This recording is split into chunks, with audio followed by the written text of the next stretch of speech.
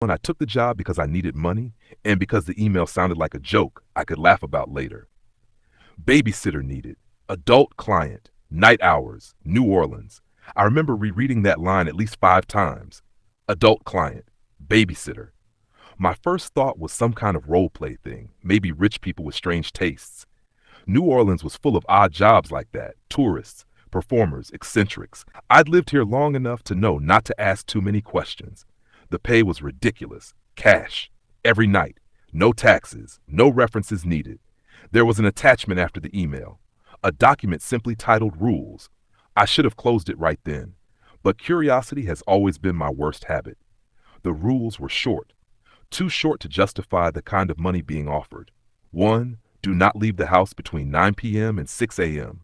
2. Do not let him answer the door. 3. If he asks you his age, do not tell him. 4. If he cries, turn off all the lights and wait.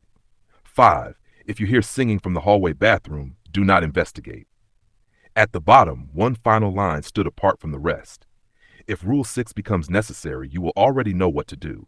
There was no Rule 6 listed. I told myself it was a prank, a themed experience. New Orleans loved theatrics, haunted houses, ghost tours, fake rituals sold to drunk tourists on Bourbon Street. This was probably something like that. Some spoiled 23-year-old with money and a taste for drama. So I replied yes. The address they sent me was in the Garden District, tucked between oak-lined streets and iron fences that looked like they were designed to keep something in rather than out. The house was tall and narrow, 3 stories of peeling white paint and dark windows that reflected the streetlight like black glass. No lights were on inside. I stood on the porch longer than necessary, listening to the city breathe. Distant music, a car passing. Somewhere, laughter echoed and died. The house itself made no sound at all. I knocked. The door opened immediately, like someone had been waiting with their hand on the handle. The woman who answered was older than I expected. Late 50s, maybe 60s. Her hair was pulled back so tightly it made her skin look stretched. Her eyes were sharp and wet, like she hadn't slept in days. "You're early?" she said. "It's 8:50, I replied. She nodded as if I'd confirmed something important. "Good. Come in." The inside smelled like old wood and something sweet that had gone bad. Flowers, maybe, or perfume that had been worn too long. She didn't introduce herself. She didn't ask my name. She just handed me an envelope thick with cash. "Count it later," she said. "He doesn't like delays." "Who is he?" I asked. Her mouth tightened. "You'll meet him soon enough?" She led me into the living room. Heavy curtains blocked every window. Lamps sat unplugged. The only light came from a single candle on the mantel, its flame barely steady. "He's 23, she said finally. "Legally. Physically." The way she said it made my stomach twist. "He needs supervision at night," she continued. "He gets confused. He forgets things." "Medical condition?" I asked. She shook her head. "No doctor would put a name to it." Before I could ask more, a sound drifted down from the second floor. Footsteps, slow, careful, like someone learning how to walk all over again. Her eyes flicked toward the ceiling. "Remember the rules." Then she grabbed her coat and headed for the door. "You're leaving?" I asked. She paused with her hand on the knob. "I always leave before 9. "What happens if you don't?" She looked back at me. For the first time, her composure cracked. "He notices," she said, and then she was gone. The door closed. The lock slid into place on its own. The footsteps stopped. I stood alone in the living room, candle flickering, cash heavy in my pocket, rules echoing in my head. At exactly 9 o'clock, he came downstairs. He was tall. Too tall, I realized, watching him duck slightly beneath the doorway. His clothes were neat, expensive even, but hung on him oddly, like he wasn't used to wearing them. His hair was dark and carefully styled, but his eyes were wrong. Not empty, searching, like someone waking up in a body that wasn't theirs. "Hi," he said, smiling too wide. "Are you my babysitter?" "Yes," I answered. My voice sounded small in the room. He clapped his hands once, delighted. "Good. She said you'd come." "She, my aunt," he said, though there was no certainty in his tone. "Or my mother, or someone." He stepped closer, studying my face with open fascination. "How old am I?" he asked suddenly. Rule 3 slammed into my mind. "I don't know," I said quickly. "Does it matter?" His smile faltered. His brow creased like I'd just taken something from him. "Oh," he murmured. "Okay." He turned away, wandered into the kitchen, then back again. restless energy humming beneath his skin. "You can sit," he said, pointing to the couch. "We can watch something." The television was already on, though I hadn't heard it power up. Static filled the screen, hissing softly. Shapes flickered in the noise, almost forming faces before dissolving again. He sat beside me, too close. I could smell damp earth on his clothes. "Do you like New Orleans?" he asked. "I live here," I said. "That's nice," he replied. "I've lived here a very long time." Something in his voice made my skin prickle. "You're 23, I said carefully, testing him. He froze. Slowly, he turned his head toward me. His eyes darkened, pupils widening until almost no white showed. "I didn't ask that," he said. My heart slammed against my ribs. "Sorry, I just meant." He laughed suddenly, sharp and loud, the sound echoing up the staircase. "It's okay," he said. "People forget." He leaned back, staring at the ceiling. "Sometimes I forget too," he whispered. "That's when it hurts." A clock chimed somewhere in the house, once, twice, 3 times. His body stiffened. "Oh," he said softly, "it's starting." "What is?" I asked, already afraid of the answer. He turned his head toward the hallway that led to the bathroom. From somewhere deep within the house, a sound began to rise. Singing. Low at first, wordless. A melody that crawled along the walls and slid under my skin. He smiled at me, eyes shining with something like relief.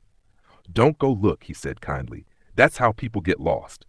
The lights flickered. I remembered Rule 5, and suddenly I understood why the pay was so high. This wasn't babysitting. This was containment. The singing didn't stop. It slipped through the hallway like damp air, curling around corners, pressing against my ears, no matter how tightly I tried to focus on anything else. The melody had no language, no rhythm I recognized, yet my mind kept trying to complete it, like a half-remembered lullaby from a childhood that wasn't mine. He was watching me, not staring, observing, like he was measuring how well I was doing. "You're doing great," he said softly. "Most people stand up by now." I forced myself to remain seated. My hands were clenched so tightly my nails dug into my palms. "What happens if someone stands up?" I asked. He tilted his head, considering. "Depends how far they get." The singing grew louder. I remembered Rule 4. If he cries, turn off all the lights and wait. But he wasn't crying. Not yet. Still, my eyes kept drifting to the lamps, imagining plunging the room into darkness and hoping whatever was in that hallway preferred light. The singing stopped abruptly. Silence rushed in to replace it, heavy and oppressive. He exhaled, shoulders relaxing. Good. It listened. "What listened?" I asked before I could stop myself. He smiled again, but this time it didn't reach his eyes. "You're curious. That's dangerous." He stood and paced the room, bare feet silent against the floorboards. With each step, the candle flame bent toward him, as if pulled by an unseen current. "Do you know why I need a babysitter?" he asked. "So you don't hurt yourself?" I guessed. He laughed, a hollow sound. "No, I need one so I don't hurt anyone else." The candle flickered violently, then steadied. My phone buzzed in my pocket. The sound felt impossibly loud in the quiet house. He stopped pacing instantly. "What was that?" he asked. "My phone," I said. "Just a notification." His expression tightened. "You should turn it off." "Why?" He stepped closer. "Because it hears voices through machines too." My throat went dry. I pulled my phone out and powered it down, the screen going black like a tiny death. He relaxed again. "Thank you." We sat in silence for a while. I don't know how long. Time felt wrong inside that house, stretching and folding in on itself. Eventually he spoke again. "Will you play a game with me?" "What kind of game?" "A remembering game." I hesitated. "I don't think that's a good idea." "That's okay," he said pleasantly. "We'll play anyway." He sat across from me, folding his long legs beneath him. "I ask questions," he explained. "You answer them carefully." "Carefully how?" "So I don't remember the wrong things." I swallowed. "Okay." He smiled, satisfied. "What's your name?" he asked. I told him. He repeated it slowly, tasting the sound. "That's a nice name. I've heard it before, I think." "Maybe," I said. He leaned forward. "What's my name?" I froze. "I don't know," I said finally. His smile widened. "Good." The candle flared. "What day is it?" he asked next. "Tuesday." "Wrong," he said gently. My heart skipped. "Then what day is it?" He frowned, confusion rippling across his face. "I don't know. That's why I asked you." "I'm sorry," I said quickly. "I must have forgotten." He studied me for a long moment. The air felt thick, pressing down on my chest. "It's okay," he said at last. "You're still doing better than the others." "The others?" I echoed. He nodded. They tried to help me remember everything. They thought forgetting was the problem. A sound came from upstairs, a soft thud, like something heavy being shifted across the floor. They're still here? I asked. In a way, he replied. The candle went out. Darkness swallowed the room whole. My breath hitched. I remembered Rule 4. Turn off all the lights and wait. But the lights were already off. From somewhere very close, I heard him inhale sharply. I didn't cry, he said, his voice suddenly strained. Why did it go dark? I don't know, I whispered. Something brushed my arm. I flinched, biting back a scream. It's okay, he said, but there was fear in his voice now. Just don't move. The temperature dropped. My breath fogged in the air. From the hallway, a shape detached itself from the darkness. I couldn't see details, only the absence of light where something stood. Tall, crooked. Its head brushed the ceiling. It hummed softly, the same melody from before, but slower. Hungrier. He squeezed my wrist hard enough to hurt. Don't look at it, he whispered. It thinks eye contact is permission. I stared straight ahead, tears burning my eyes. The thing drifted closer. With each step, the air smelled more strongly of rot and stagnant water. It leaned down so close I felt cold breath against my cheek. Is this one better? It asked, its voice layered, many mouths speaking at once. He trembled. Yes, he said. This one listens. The thing lingered, then straightened. For now, it replied. Light snapped back into existence. The candle relit itself with a sharp hiss. The room was empty again. I collapsed back against the couch, shaking violently. He released my wrist, staring at the floor. I'm sorry, he murmured. I didn't think it would come out tonight. What was that? I demanded, my voice breaking. He looked up at me, eyes wet. That's why I forget, he said. It feeds on remembering. A clock chimed again, 4 times. He flinched. Oh no, he whispered. What now? He stood, backing away from the hallway. I asked too many questions, he said. I can feel it. Feel what? He pressed his hands to his temples, breathing hard. The crying, and then he did cry. Not loud, not dramatic. Tears slid silently down his face, hitting the floor one by one. The lights flickered wildly. I jumped up, heart racing, and turned off every lamp I could find, plunging us back into darkness. Rule 4. I sat on the floor and waited. Sobs echoed in the dark, mixing with another sound. Footsteps, not his, coming from upstairs, slow, heavy, descending. I sat on the floor with my knees pulled to my chest, surrounded by darkness so complete it felt solid. The house breathed around us. Wood creaked. Pipes whispered. Somewhere above, something shifted its weight, testing the stairs one step at a time. His crying hadn't stopped. It changed. The sound deepened, stretching, as if his throat no longer knew how to make human noises. Each sob dragged on too long, vibrating in my bones. I pressed my hands over my ears, but it didn't help. The sound wasn't just audible. It was inside the room, inside me. Don't panic, he gasped between breaths. If you panic, it smells it. What smells it? I whispered. My age, he said. My name. My time. The footsteps reached the bottom of the stairs. The air shifted. I felt pressure, like a storm rolling in without wind. Something stood at the edge of the living room. I couldn't see it, but my skin prickled as if I were being watched from every direction at once. His crying slowed, then stopped abruptly. The silence that followed was worse. I can hold it, he whispered, but you have to help me forget. How? I asked. Talk, he said urgently. About anything, just not me. So I talked. I talked about the street I grew up on, about the way New Orleans smelled after rain, about street musicians and beignets, and how the Mississippi looked at sunset. I talked until my throat hurt and my voice cracked, words tumbling out in a desperate stream. The pressure eased slightly. Whatever was in the room shifted, unsettled. That's good, he murmured. It doesn't like details it can't claim. A sound like wet fabric being dragged across wood moved along the wall. Keep going, he said. I talked faster. About movies, about people I barely remembered, about nothing that mattered. The thing hissed softly.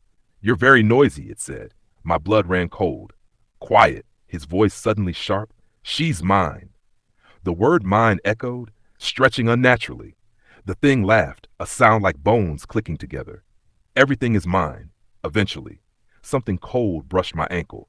I bit down on a scream, clamping my mouth shut so hard my jaw ached. Don't react, he whispered. It learns from reactions. The cold retreated. Minutes passed, maybe hours. Time was meaningless. Eventually, the pressure lifted entirely. I felt it retreat, dissolving back into the house like a bad dream. Only then did he exhale. "You did well," he said quietly. I didn't respond. I couldn't. The lights flickered back on by themselves. I squinted against the sudden brightness. He sat across from me on the floor, face pale, eyes rimmed red. He looked younger now, smaller, fragile. "I'm sorry," he said again. "I forget how much it scares people." "You call this babysitting?" I snapped, fear finally boiling over into anger. He flinched. "I know, but if I'm alone, it gets worse." "Why you?" I demanded. "Why is this happening to you?" He hesitated, then stood and walked to the mantel. He picked up a framed photograph I hadn't noticed before and turned it toward me. The photo showed a young man who looked exactly like him, standing in front of the same house, except the photo was dated 1921. "I was born 23 years ago," he said carefully. Again. My stomach dropped. "It doesn't like endings," he continued. "Every time I get too close to remembering how old I really am, it resets me." "You're saying you've been what? Reborn?" "Reused," he corrected. "Over and over. Same body, different years." I stared at the photograph, then at him. "And the thing in the house?" He placed the photo back. "It's what keeps time here." A sound came from the hallway bathroom, a sink turning on, dripping, slow, deliberate, his face drained of color. "That's not good," he whispered. "What rule is that?" I asked, panic rising again. He swallowed. "The one she didn't write down." The bathroom door creaked open. From the hallway a voice began to sing. Not the low hum from before. This one had words, and the words were my name. He backed away, terror in his eyes. "It knows you now." "What do I do?" I asked. He grabbed my shoulders, gripping hard.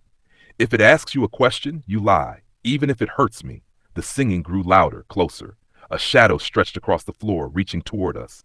The clock chimed again. 5 times, he screamed, and the house answered. His scream cut off too suddenly. One moment it filled the room, raw and tearing at my nerves, and the next it was gone, swallowed by the walls like the house had inhaled him. The lights exploded overhead, flashing so fast the room stuttered between existence and nothingness.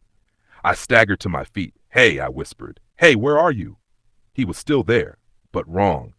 His body was bent forward at an unnatural angle, hands gripping the sides of his head. His mouth moved silently, shaping words that never reached the air.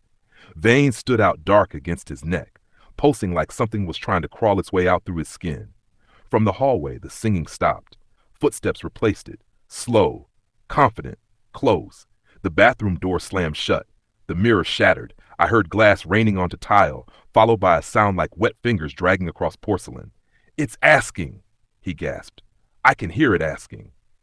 "Asking what?" I demanded. "How old I am."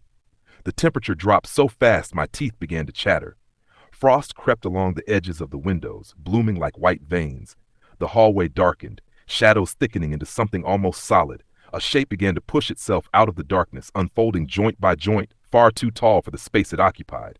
It wore him, not his body, his faces. Layers of them, stretched and twisted across its surface. Young faces, old faces, some screaming, some smiling, all unmistakably his. My legs nearly gave out. "Answer it," the thing said, its voice no longer layered, singular now. Focused, hungry. "Tell me how long you've kept him." I remembered his warning. "If it asks you a question, you lie." "I don't know," I said, my voice shaking. "I just got here tonight." The thing tilted its head. The faces rippled, rearranging themselves. "That's not what I asked." Its attention snapped back to him. "How old are you?" it crooned. He shook violently, lips trembling. I saw it then. Memories bleeding out of him like smoke. Images flickered in the air, gas lamps instead of streetlights, horse-drawn carriages, soldiers marching, jazz clubs forming where empty lots once stood, decades spilling forward, collapsing into one another. He was remembering. "No," I whispered. "Stop. Don't answer it." His eyes found mine. They were ancient. "I'm tired," he said softly. "I don't want to be 23 anymore." The thing surged forward. I didn't think. I reacted. I slapped my hands over his ears and screamed, "You're 23!" The words ripped out of me like broken glass. The effect was immediate. He convulsed, body snapping upright as if yanked by invisible strings. The memory shattered midair, dissolving into ash that the house seemed to inhale greedily. The thing shrieked. The sound was deafening, full of rage and loss. The faces peeled away from its body, screaming as they were dragged backward into the hallway, into the bathroom, into the walls themselves. Cracks split the ceiling. The house groaned, timbers bending as if furious at being denied its meal. Then, silence. The light steadied, the temperature normalized. The thing was gone. He collapsed into my arms, unconscious but breathing. I held him there, shaking, surrounded by the wreckage of the living room. The candle lay extinguished on the floor, wax pooled like dried blood. Minutes passed, then hours. I didn't let go. When he finally stirred, dawnlight was seeping through the edges of the curtains, weak and gray. He blinked up at me, confused. "Hi," he said. "Are you my babysitter?" My chest tightened painfully. "Yes," I whispered. "I am." He smiled, small and harmless. "Good, she said someone would come." At exactly 6 a.m., the front door unlocked itself. The older woman stepped inside, eyes scanning the damage, the cracked ceiling, the shattered hallway mirror. She nodded once. "You did what you were supposed to," she said. "That thing almost killed him," I snapped. "It feeds on him." She looked at me coldly. "No, it feeds on time. He's just the vessel." I stood. "I quit." Her lips twitched, almost amused. "You can't. Watch me." She stepped closer, lowering her voice. "It knows you now." I froze.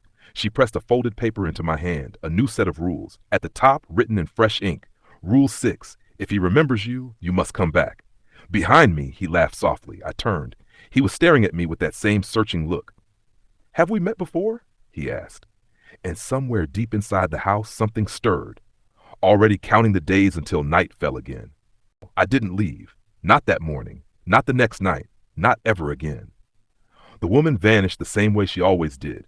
Before 9, coat pulled tight, keys already in hand, leaving me alone with him in the house that watched from every corner. The damage repaired itself by sunset. Cracks sealed, glass reformed. Even the smell of rot faded, replaced by that sickly sweet perfume of dying flowers. The house did not like evidence. He woke cheerful that evening. Younger than before. Lighter. Like a reset had shaved something heavy off his soul. "You came back," he said, delighted. "I hoped you would." I didn't answer. I was reading the new rules. They were longer this time, more specific, more personal. One rule was circled in red ink. If he starts asking about you, you must redirect immediately. If he remembers loving you, leave the room. If he remembers losing you, it's already too late. I folded the paper with shaking hands. That night, there was no singing, no footsteps, no shadows crawling from the hallway. Just the two of us sitting in the living room, static whispering from the television. It was almost normal. That was when I realized the truth. The house wasn't punishing him anymore. It was preparing me. Over the following nights, things changed subtly. He began remembering faster. Not dates, not years, moments. He remembered the way I talked when I was nervous, the scar on my wrist. The story about the street I grew up on. Each memory made the walls hum softly, like a satisfied animal. "You feel familiar," he said one night, studying me with that searching gaze. "Have you been here longer than you think?" "No," I lied. The house sighed. The bathroom sink started dripping again. By the 4th night, I was no longer allowed upstairs. The rules updated themselves, ink bleeding across the page when I wasn't looking. By the 5th night, mirrors stopped reflecting me properly. By the 6th night, I realized I couldn't remember what day it was. I tried to leave once. The door opened, but the street outside was wrong. Empty, silent. New Orleans without people, without music, without life. Just endless houses stretching into fog, all with dark windows and locked doors, waiting. Behind me, his voice trembled. "Don't go. It gets lonely when they disappear." I closed the door. That night, the singing returned. But it wasn't coming from the hallway bathroom. It came from the living room. From me. I didn't remember starting. I didn't remember the words. Only that my mouth opened and the house leaned closer to listen. He sat on the couch, curled in on himself, hands over his ears, eyes wide with fear. "Please," he whispered, "don't ask me." I felt something old and vast slide into place behind my eyes. "How old are you?" I asked gently. He screamed. The house shuddered in ecstasy. When I woke up, dawn light filtered through the curtains. My throat burned. My head throbbed. He was asleep on the couch, peaceful, 23. The rules lay on the floor beside me, rewritten once more. Babysitter responsibilities, updated. You will help him forget. You will answer when the house asks. You will stay. I stood and caught my reflection in the darkened TV screen. For a moment, just a moment, I saw it. Layers of faces. Years stacked on years. A house full of time. Then it settled. I smiled. At 9 p.m., there was a knock at the door.